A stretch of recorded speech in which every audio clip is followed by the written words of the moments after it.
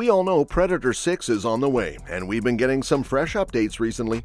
The latest one, Predator Badlands, sounds pretty awesome, but now after hearing this news, I can't help but worry about Prey 2. So let's break down everything we know about Predator Badlands, its storyline, and why this might spell trouble for Prey 2. First, let's dive into why Predator Badlands sounds like an exciting addition to the franchise, and why this update has me concerned for Prey 2. As exciting as Badlands may be, the fact that even Prey star Amber Midthunder doesn't seem to know what's happening with Prey 2 is definitely unsettling. The Predator franchise has had its ups and downs over the years, but Prey was a game changer. By the time its ending rolled around, it was clear that the 2022 prequel had breathed new life into the series.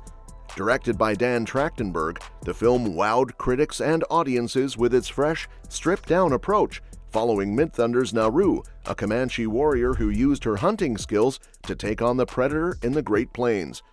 Not only was Prey the best Predator movie since the 1987 original, but its success came from keeping things simple. The franchise has struggled before. 2010's Predators took things off-world, and 2018's The Predator got bogged down in excessive lore and unnecessary changes to the creature's design. Prey avoided all that, proving that a back-to-basics approach works best.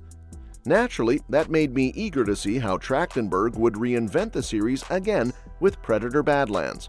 But now, it seems like Badlands might be the only Predator content we're getting for a while.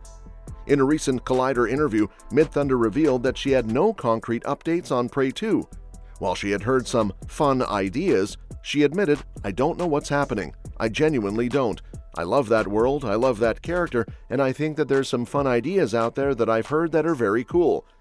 Now, while that doesn't mean Prey 2 is entirely off the table, it's clear that nothing is set in motion yet. It's disappointing, especially since Prey was such a landmark moment for the franchise. That being said, not all hope is lost. Given the recent success of Prey and Alien Romulus, which also returned its franchise to a more suspense-driven approach, it's still possible that Prey 2 could happen down the line. In fact, Predator Badlands doing well could be the key to making that a reality. Even if Prey 2 doesn't happen anytime soon, there's still a chance we could see Naru again in another Predator project. When asked about her potential return, Midthunder said, "We have to hope that will become real." That comment suggests that while a direct Prey sequel might not be in the works, Naru's story might not be over just yet. If the franchise follows past trends, it wouldn't be the first time it played around with its timeline to bring back fan-favorite characters. One scrapped ending for The Predator even teased a bizarre crossover where Aliens characters Ripley and Newt would appear as Predator killers over 100 years before their own films.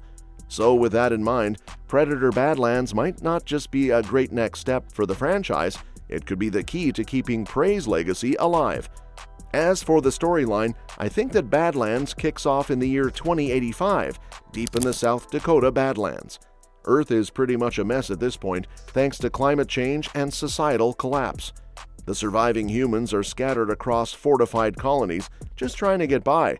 One such settlement, Black Ridge, is built on top of an old abandoned military base. What they don't know? That land used to be sacred hunting grounds for the Yautja, aka the Predators. One day, a group of scavengers from Black Ridge stumbles across some old weapons and an ancient Predator artifact buried outside their base. Naturally, being curious and maybe a little reckless, they bring it back to the colony to study. But in doing so, they accidentally activate a bioengineered beacon, a distress call traditionally used by the Yautja to mark hunting territories. Before they even realize what's happening, that beacon sends a signal into space, calling not one, but two predators to Earth. The first predator is your classic by-the-book hunter, bound by the Yautja Code. It's here to reclaim its hunting ground and erase any trace of human interference. The second predator, though, is a rogue, an outcast who rejected the traditional ways, refusing to hunt prey it deemed unworthy. Scarred and weary, this rogue sees an opportunity for redemption by protecting the humans instead of hunting them. As the two predators approach Earth, tensions rise in Black Ridge.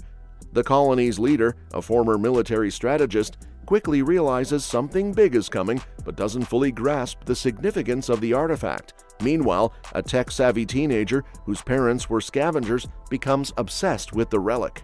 They start piecing together its purpose, uncovering hints of an ancient predator history on Earth. Then, in the dead of night, the traditional predator lands. It's methodical, stealthy, and absolutely terrifying. It watches the colony from the shadows, mapping out their movements, scanning for weaknesses. Its first attacks are brutal but calculated. It takes out key defenses, disrupts supplies, and spreads fear among the survivors. Using its signature cloaking and heat vision tech, it starts picking off the humans one by one, testing their resilience. With the colony in chaos, the rogue predator finally makes its move. It doesn't attack, though. It tries to communicate. Using basic signals and gestures, it attempts to earn the trust of the colony's leader. At first, no one knows what to make of it. Is it really trying to help, or is this just some twisted game? But the teenager, still studying the artifact, begins deciphering fragments of the Yautja language. Through this, they learn the rogue's true backstory, how it rejected the ritualistic hunts and was exiled for its beliefs. Most importantly, they discover that the artifact isn't just a beacon, it's a key to Yautja knowledge, holding records of past hunts on Earth. Some predator factions view humans as potential equals, while others see them as weak and unworthy. As the traditional predator continues its assault, the rogue steps in to fight back, trying to protect the colony.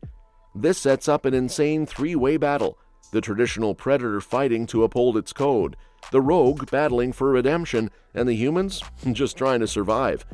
The colony leader realizes they need a new plan if they're going to stand a chance. Using the old military facility's defenses, they begin setting traps, hoping to turn the tide. Meanwhile, the teenager and the rogue work together to unlock more secrets from the artifact. They discover a potential failsafe, a signal that could deter future predator visits by making Earth as off-limits. But activating it means holding off the traditional predator long enough for the process to complete. The pressure's on. A massive storm rolls in, adding to the chaos. Howling winds and torrential rain mess with the predator's heat vision, leveling the playing field a bit. The colony leader sees an opportunity and leads the survivors in a strategic counterattack. They use makeshift weapons, salvaged predator tech, and the storm itself to fight back. The traditional predator, despite its superior abilities, starts to struggle against the combined resistance. The final battle is an all-out spectacle. The rogue predator and the colony leader go toe-to-toe with the traditional hunter. The teenager, now fully understanding the artifact's significance, activates the failsafe just in time. But the traditional predator isn't going down easy. It fights to its last breath, determined to uphold its warrior's code. In the end, the rogue predator delivers the final blow, but not without a cost. Mortally wounded, it hands over its remaining tech to the humans as a gesture of trust. With its dying breath, it signals that it was right to believe in them. As the artifact signal pulses through the air, the traditional predator's clan gets the message. Earth is no longer a viable hunting ground. They won't be back. With the immediate threat gone, the colony members take a moment to breathe. They've survived, but at what cost? They've learned that the predators aren't just mindless killers, they have rules, traditions, and internal conflicts just like humans. As the storm clears, the colony prepares for whatever comes next. They know the galaxy is bigger and deadlier than they ever imagined, but for now, Black Ridge still stands. And there you have it, Predator Badlands, a story about survival, honor, and the evolving relationship between humanity and the Yautja. It's got action, strategy, and a fresh take on Predator lore that adds some real depth to the franchise. What do you think? Would you watch this movie? And that's that for today's video. Thanks for watching, and we'll see you in the next one.